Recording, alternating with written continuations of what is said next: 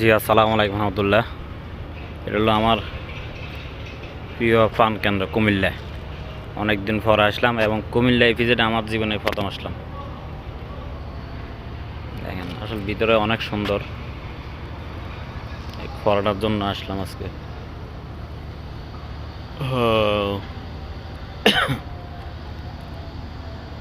অনেক সুন্দর ভিতরে, মানে আমার জীবনে এই ফার্স্ট কুমিল্লা ভিজিটে আসলাম।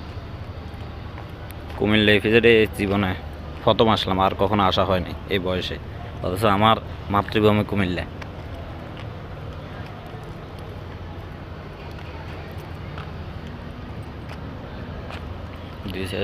দুই সাইডে এক কোম্পানির ফ্যাক্টরি, ডান বাম দোনো সাইডে।